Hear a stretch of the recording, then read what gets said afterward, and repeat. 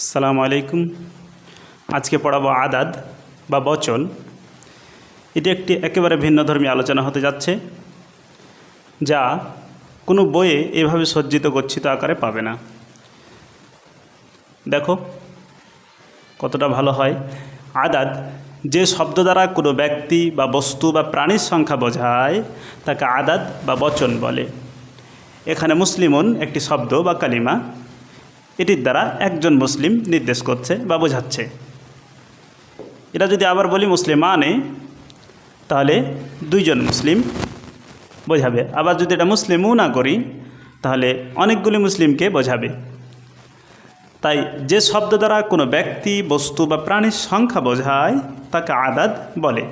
আমরা আদাদের সংজ্ঞা জানলাম। এবার আদাদের ভাগসমূহ। আদাদের তিনটে ভাগ রয়েছে: ওয়াহেদ এক বচন, তাসনিয়া দ্বিবচন, জামা বহুবচন। আমরা এক এক করে জানবো ওয়াহেদ কাকে বলে, তাসনিয়া কাকে বলে, জামা কাকে বলে, এবং তাসনিয়া এবং জামার গঠনের নিয়ম কি। ওয়াহেদ জেনে রেখো, প্রত্যেক শব্দ সর্বদাই মুফরাদ বা ওয়াহেদই থাকে, সেগুলোকে প্রয়োজন অনুসারে তাসনিয়া এবং জামা করতে হয়। ওয়াহেদ মফরাদ বা ওয়াহিদ এক বচন বাংলায়। মফরাদকে একক শব্দও বলা হয়। যে ইসিম দ্বারা একটি মাত্র ব্যক্তি বস্তু বা প্রাণীর সংখ্যা বোঝায় তাকে ওয়াহিদ বা এক বচন বলে। যেমন রজুলুন একটি পুরুষ, তুফাহুন একটি আপেল, কিত্তুন একটি বিড়াল। দেখো এখানে যে ইসিম দ্বারা একটি মাত্র ব্যক্তি বস্তু বা প্রাণী, ব্যক্তি বস্তু প্রাণী, আবার বস্তু বস্তু প্রাণী, মানে একটি বোঝালেই সেটা হবে ইসম। এক কথায় প্রত্যেক শব্দই তো প্রথম মূল হিসেবে ইসিমই থাকে, তাহলে ইসিম নিয়ে তেমন কোনো সমস্যা নেই। সমস্যা তাসনিয়া এবং জামা, এবং সেগুলো কিভাবে গঠন করতে হয়, কিভাবে গঠিত হয়, সেটাই জানার বিষয়। তাসনিয়া তাসনিয়া বা একে মুসান্নাও বলা হয়। দ্বিবচন যে ইসিম দ্বারা কোনো ব্যক্তি বস্তু বা প্রাণীর দুটি সংখ্যা বোঝানো হয় তাকে তাসনিয়া বা দ্বিবচন বলে।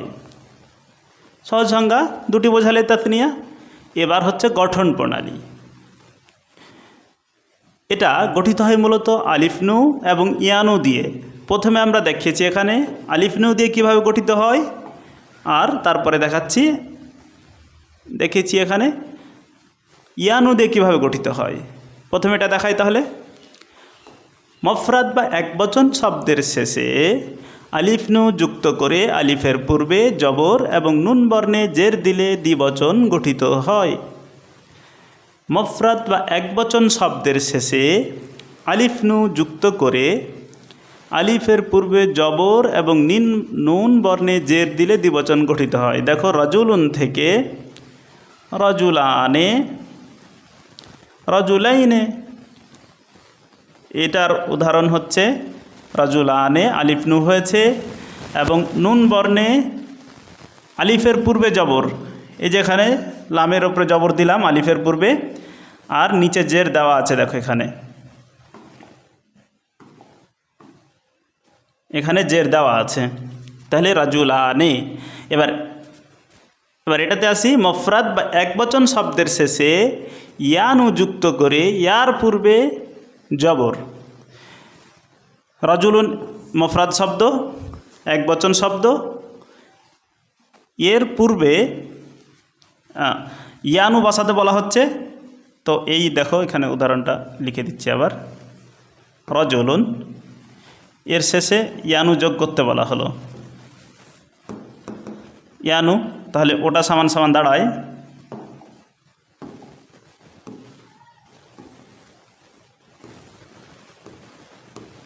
এবার বলা হচ্ছে আলিফ নু যেখানে লাগাবে তার পূর্বে একটা জবর দিতে হবে। আলিফ নুর পর, এটা রাজুল আইনে দেখাচ্ছি।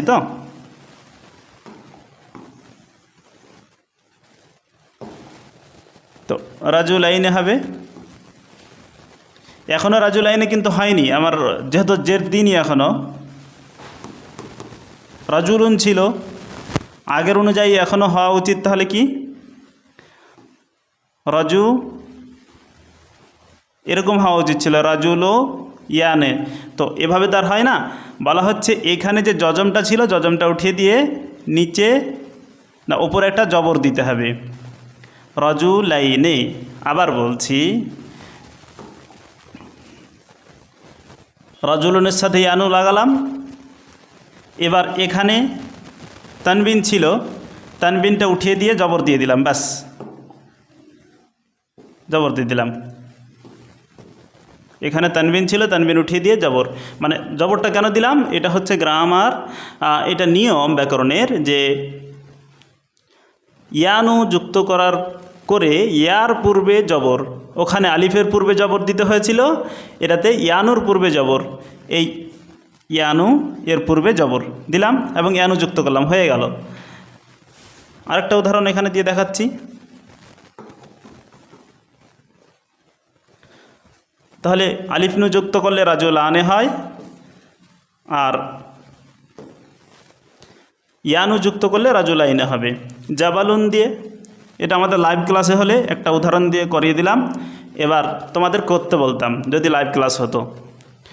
আমাদের কোচিং সেন্টারে আরবি ব্যাকরণ, অনুবাদ এবং কথোপকথন নামে একটি কোর্স চলছে, সে কোর্সে এগুলো সব একেবারে ধরে ধরে শেখানো হচ্ছে। হ্যাঁ, তো জাবালুন, এই জাবালুন যদি প্রথমে আলিফ নু দিয়ে করি তাহলে হবে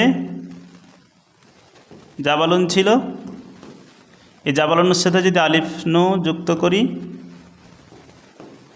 তাহলে হবে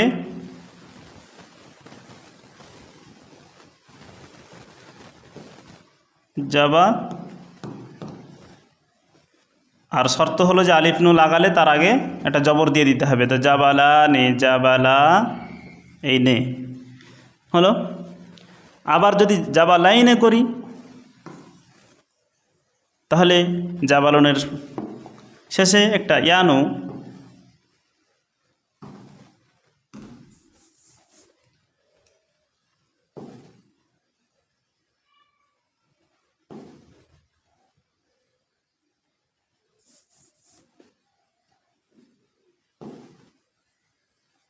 এই জাবালুন লিখলাম, এর শেষে একটা ইয়ানু যুক্ত করতে হবে।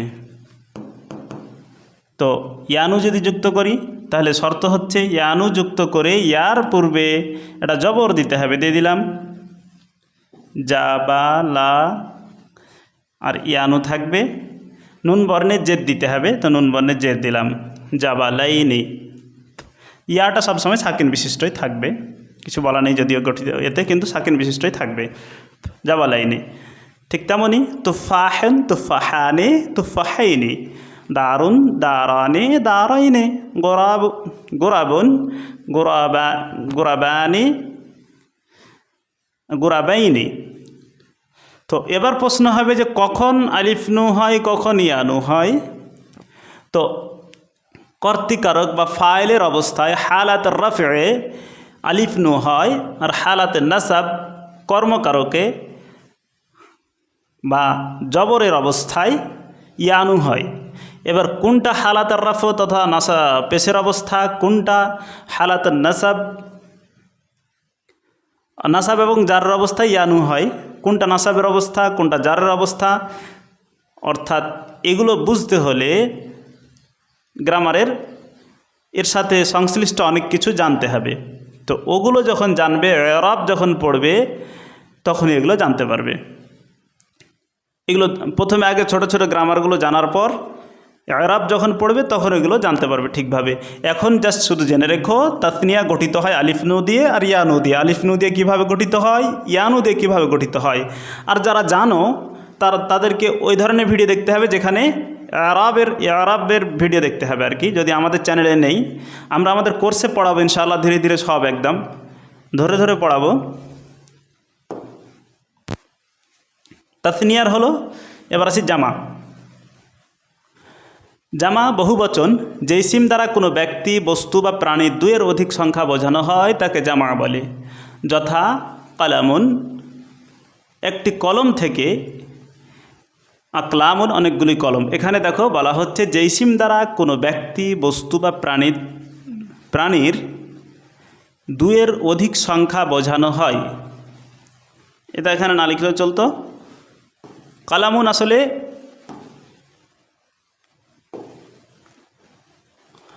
কালামুন থেকেই এই আকলামটাও এসছে, তো এটা এখানে তো প্রাসঙ্গিক নয়।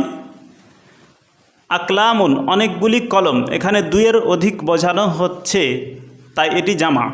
এবার জামা কত প্রকার? জামা হচ্ছে দুই প্রকার, জামা সালিম, জামা তাকসির। তো অনিয়মিত বহুবচন, নিয়মিত বহুবচন এবং অনিয়মিত বহুবচন। জামা সালিম ওয়াহেদের ওয়াজান বা শব্দরূপ, শব্দের আকৃতি ঠিক রেখে শেষে হারফ বৃদ্ধি করে যে জামা গঠন করা হয় তাকে জামা সালিম বলে। মানে বলা হচ্ছে এই যে এখানে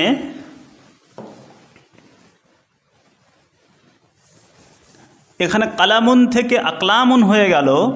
দেখো শব্দের আকৃতি ভেঙে গেছে। শব্দের আকৃতিগুলো এখানে এই যে কাফ, লাম, মিম পরপর তিনটে আছে, এটা এখানে ভেঙে গিয়ে মাঝখানে একটা আলিফ ঢুকে গেছে। তো এটা যখন এরকম যখন হবে না তথা ভেঙে যাবে না, এর পাশে কিছু যুক্ত হয়ে যখন গঠন হবে, দেখো মুসলিমুন, এই মুনের সাথে ওয়াউনু যুক্ত হয়ে জামা গঠন হবে। কালামুনের জামা গঠন হয়েছে আকলাম দিয়ে, কিন্তু মুসলিমুনের জামা এর সাথে এর পাশে ওয়াউনু গঠন হয়ে গঠিত হবে, দিয়ে লেখাটা হবে মুসলিমুনা, এরকম হবে। তো দেখো আগের অক্ষর যে তিনটে ছিল তিনটেই সালিম আছে, নিরাপদ আছে, অক্ষত অবস্থায় আছে, যেটাকে ভেঙে দেওয়া হয়নি। তাহলে এক বচনের ওজান বা শব্দরূপ ঠিক রেখে শেষে হার বৃদ্ধি করে যে জামা গঠন করা হয় তাকে জামা সালিম বলে। যেমন মুসলিমুন থেকে মুসলিমুনা অনুবৃদ্ধি করা হয়েছে, উদাহরণটা আগে দিয়ে দিলাম। এবার জামাউত তাকসির অনিয়মিত বহুবচন, ওয়াহিদের ওয়াজান বা শব্দরূপ পরিবর্তন করে যে জামা গঠন করা হয় তাকে জামাউত তাকসির বলে। যেমন মসজিদুন থেকে মাসাজিদু, রাজুলুন থেকে রিজালুন, কালামুন থেকে আকলামুন। দেখো প্রত্যেকটায় মসজিদুনের মিম, সিন, জিম, দাল আছে, এখানে মিম সিনের পর একটা আলিফ ঢুকে গেছে, মানে এর আসল যে আকৃতি সে আকৃতিকে ভেঙে দেওয়া হয়েছে, সে আকৃতিকে পরিবর্তন করে দেওয়া হয়েছে, তার আসল আকৃতিটি নিরাপদ বা সালিম নেই, সেজন্য এটাকে তাকসির, ভেঙে দেওয়া হয়েছে বলে তাকসির বলা হয়। মাসাজিদ, রাজুলুন থেকে রিজালুন, কালামুন থেকে আকলামুন। এবার তাহলে জানতে পারলে যে জামা দু প্রকার, জামা সালিম, জামা তাকসির। এবার জামা সালিম আবার দুই প্রকার। প্রথমে আমরা জানলাম যে জামা দুই প্রকার, জামা সালেম আর জামা তাকসির। আর জামা সালেম এবার দুই প্রকার, জামা মুযাক্কার সালেম, জামা মুআন্নাস সালেম। তো মুযাক্কার সালেম যে জামাগুলো ওয়াহেদের শেষে ওয়াউনু অথবা ইয়ানু বৃদ্ধি করে বা যুক্ত করে গঠিত হয়। কি বলছি? ওয়াউনু অথবা ইয়ানু যুক্ত করে, বৃদ্ধি করে বা যুক্ত করে গঠিত হয়, সেগুলোকে জামা মুযাক্কার সালেম বলে। পক্ষান্তরে মুআন্নাস সালেম কাকে বলে? যে জামাগুলো ওয়াহেদের শেষে আলিফ তা বৃদ্ধি করে বা যুক্ত করে গঠিত হয়। বৃদ্ধি বা যুক্তি একটা বললেই হবে, বোঝানোর জন্য লিখেছি দুটোই। যে জামাগুলো ওয়াহেদের শেষে আলিফ তা বৃদ্ধি করে বা যুক্ত করে গঠিত হয়। আগে আমরা জামা মুযাক্কার সালেমের গঠন প্রণালী কিভাবে গঠিত হয় বা গঠন করতে হয় সেটা আমরা এখানে শেখাচ্ছি। ওয়াহেদের শেষে ওয়াউনু বা ইয়ানু যুক্ত করে ওয়াও অথবা ইয়াকে সাকিন এবং নুনকে জবর দিতে হবে।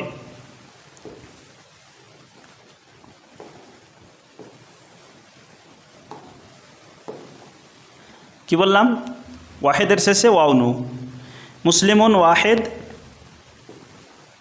এর শেষে ওয়াউনু যুক্ত করতে হবে। এই যে দেখো ওয়াউনু হয়েছে যুক্ত, এবার অথবা ইয়ানু, ইয়ানুর দেখো এখানে ইয়ানু যুক্ত হয়েছে।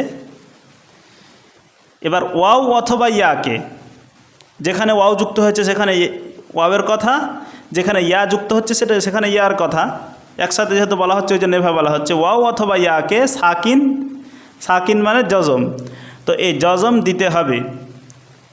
তো এখানে দেখো জজম দিয়েছি, ওয়াউনু তো স্যাম্পল ছিল, কিছু ছিল না, এবার পর জজম দেওয়া হলো এবং নুনকে জবর দিতে হবে। প্রত্যেকটা নুনে দেখো জবর আছে, নুন যাবার না, এই যে নুন যাবার না এখানেও আছে। তাহলে মুসলিমুনা, মুসলিমি না।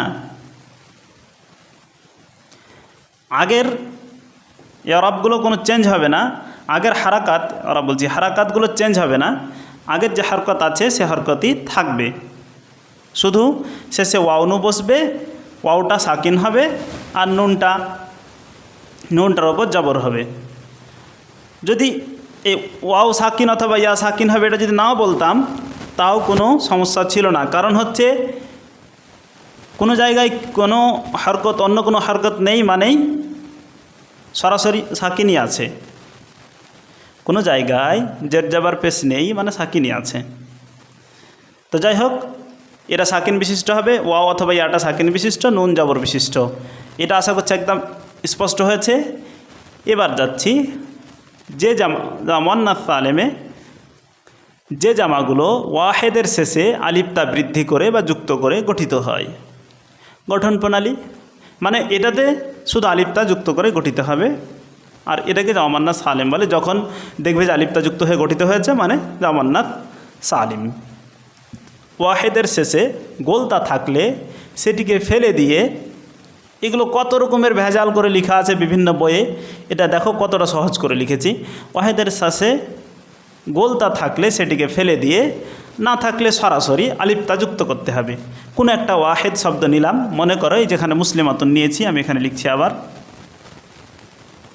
মুসলিমাতুন, এর শেষে গোলতা থাকলে ফেলে দিতে হবে। চলো ফেলে দিলাম মুসলিমুন। এবার শেষে বলা হচ্ছে আলিফতা বৃদ্ধি করতে হবে, তো ঠিক আছে আলিফতা আলাদা করে একবার বৃদ্ধি করছি, পরে আবার ইন্টাগ্রেটেড বৃদ্ধি করছি। দেখো এবার এটাকে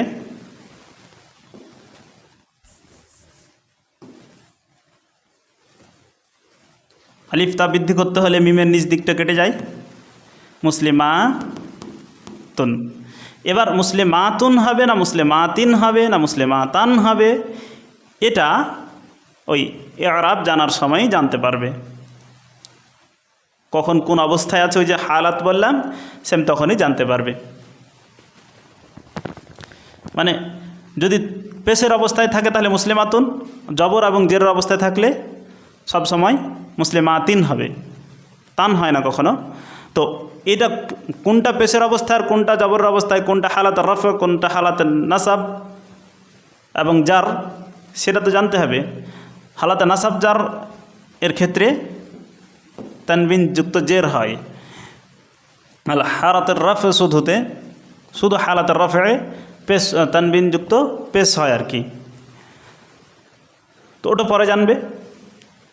যে এখানে যেটা বোঝাচ্ছিলাম যে একক শব্দের শেষে ওয়াহেদের শেষে গোলতা থাকলে সেটিকে ফেলে দিতে হবে। আমরা এই গোলতাটা ফেলে দিলাম, ফেলে দিয়ে আর না থাকলে কোনো গল্পই নেই এক্ষেত্রে, তারপরে না থাকলে সরাসরি আলিফতাটা যুক্ত করতে হবে। এখানে আমরা গোলতা ছিল ফেলে দিয়ে আলিফতা যুক্ত করলাম, মুসলিমাত হলো। এবার ওয়াহেদের শেষ অক্ষরে জবর না থাকলে জবর দিতে হবে। এবার বলা হচ্ছে আচ্ছা এখানে দেখো মুসলিমাতুন, তো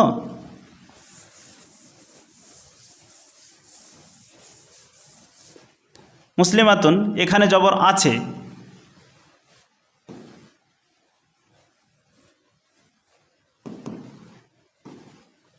মুসলিমাতুন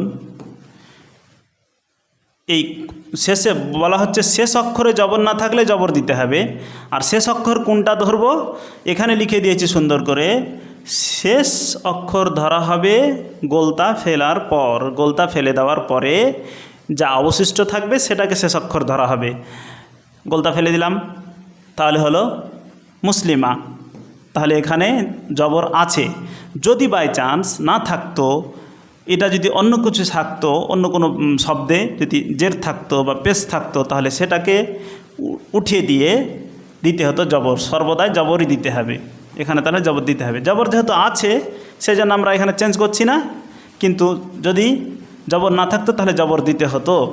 আর বারবার এটা খেয়াল রেখো, 3টা স্টার চিহ্ন দিয়ে লেখা আছে যে শেষ অক্ষর ধরা হবে গোলতা ফেলার পরে, গোলতা ধরে নয়। গোলতা হলে তাহলে তানবিন আছে, গোলতা ফেলার পরে। ঠিক আছে, তাহলে জামা মুযাক্কার সালেম কাকে বলে, জামা মুয়ান্নাস সালেম কাকে বলে সেটাও বুঝতে পারলে। আমাদের ক্লাস এটা আজকে এখানেই শেষ। আর এর সাথে আরও অনেক, হ্যাঁ, একটা বিষয় যেটা অনেকের মনে প্রশ্ন জাগবে, যে যখন আমি ওয়াউনু বা ইয়ানু দেখতে পাবো তখন মনে করব জামা মুযাক্কার সালেম। আলিফ তা যখন দেখতে পাবো, মানে সামনের ওজন ঠিক আছে তারপরে আলিফ তা যুক্ত হয়েছে যখন, তখন জামা মুয়ান্নাস সালেম। আগের ওজন ঠিক আছে বা সামনের ওজন ঠিক আছে তারপরে ওয়াউনু বা ইয়ানু যুক্ত হয়েছে, তখন মুযাক্কার সালেম। বুঝলাম। কিন্তু যখন আমাকে গঠন করতে বলা হবে তখন কিভাবে করব?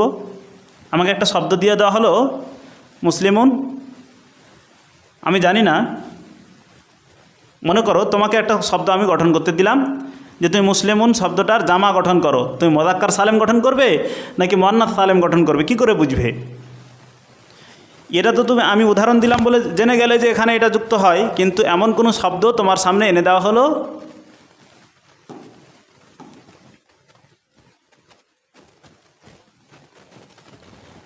এমন কোনো শব্দ তোমার সামনে এনে দেওয়া হলো যেটা তুমি জানো না যে এতে আলিফতা যুক্ত হয় নাকি, অর্থাৎ সেটা জামা মুযাক্কার সালেম না মুয়ান্নাস সালেম, তখন কিভাবে করবে? প্রশ্ন তো অবশ্যই প্রশ্ন হওয়া উচিত। তো এর উত্তর হচ্ছে, এর নিয়ম নীতি আছে। কিভাবে জানবো যে একটা শব্দ এটা জামা সালেম, এটুকুন বুঝতে পারছি, কিন্তু একে মুযাক্কার সালেম বানাবো না মুয়ান্নাস সালেম বানাবো? যেটা বানানো আছে সেটা তো তুমি দেখে চিনতে পারবে, আলিফ তার ওয়াউনু ইয়ানু দেখে। বাট যেটা তোমাকে বানাতে বলা হবে সেটা চেনার জন্য কিছু নিয়ম নীতি আছে। সেই নিয়ম নীতিগুলো আমরা আমাদের কোর্সে পড়াবো। তোমরা যারা আরবি শেখার ইচ্ছা আছে তোমরা আমাদের এই কোর্সে এসো। খুব স্বল্প বেতনেই আমরা আমাদের এই কোর্স পড়াচ্ছি। আর বেশি কিছু বলবো না। কিছু জানার থাকলে ফোন নাম্বার ডিসক্রিপশনে দেওয়া থাকবে, ফোন করে নেবে ব্যাস। আসসালামু আলাইকুম রাহমাতুল্লাহ।